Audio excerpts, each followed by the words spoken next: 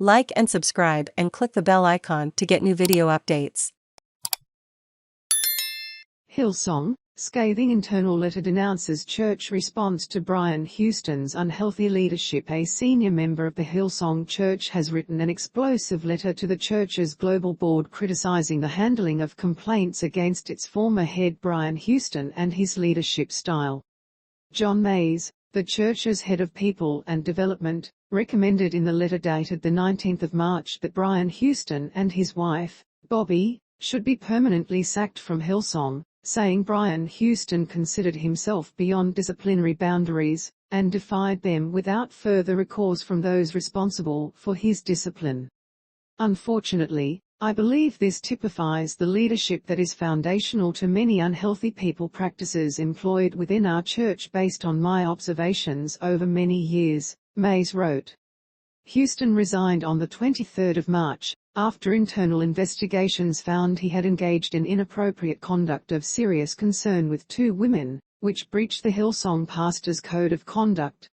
Mays said employees of the church were asked to believe insulting dribble put out by the board to explain Houston's alleged visit to a woman's room at a conference in 2019. He said directors involved in managing the situation should consider resigning, having failed in their governance and fiduciary obligations, and called for an independent inquiry into the decisions of the church's top body. The church has undergone weeks of tension, during which at least one of the eldership has resigned, and 9 of the 16 U.S. branches of Hillsong have split from the church. Mays said Brian and his behaviours had placed a great deal of stress on the board members and that these challenges would have been intensified on account of Brian's strong, immovable, leadership disposition together with a distinct lack of personal accountability which has been allowed over many years. Obvious information gaps in the days before Houston's resignation, the board said it had been dealing with 2 complaints against him. The church said the first incident involved inappropriate text messages sent to a female member of staff about a decade ago. At the time, Pastor Brian was under the influence of sleeping tablets, upon which he had developed a dependence, it said. He immediately apologized to the person. An investigation into the second complaint found that Houston became disoriented at the Hillsong conference in 2019 after the consumption of anti-anxiety medication beyond the prescribed dose, along with alcohol. This resulted in him knocking on the door of a hotel room that was not his, entering the room and spending time with the female occupant. The investigation found not all parts of the complaint could be sustained, but Houston's conduct was of serious concern.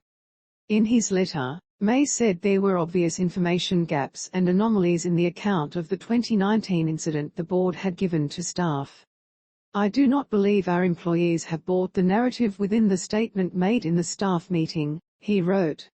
He said the message had been met with skepticism and mistrust despite urgings to avoid gossip and talk to leadership about any concerns. One insulting example, of many, is that Brian lost his room key so knocked on the ladies' door, a detail he no doubt recalls despite memory loss during the following 40 minutes. Are we really asking our staff to accept such dribble and defend our church with such? Suggesting that a 3-month suspension from preaching and requirement that Houston abstain from alcohol would not be a sufficient response. Mays said that by all accounts Brian considered himself beyond disciplinary boundaries and defied same without further recourse from those responsible for his discipline.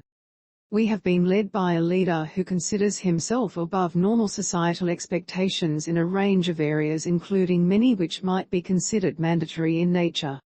After his resignation, Houston claimed that his wife, Bobbie, was fired from her position as a global lead pastor by text message, which the church has denied. Mays wrote that he did not see Bobbie as a victim. I believe Bobbie in her capacity as global senior pastor, paid accordingly, should also be accountable for her willingness to tolerate such behavior and defiance on the part of her co-leader, he wrote. I do not see her as a victim in this situation. She has a biblical, professional and corporate responsibility to ensure accountability.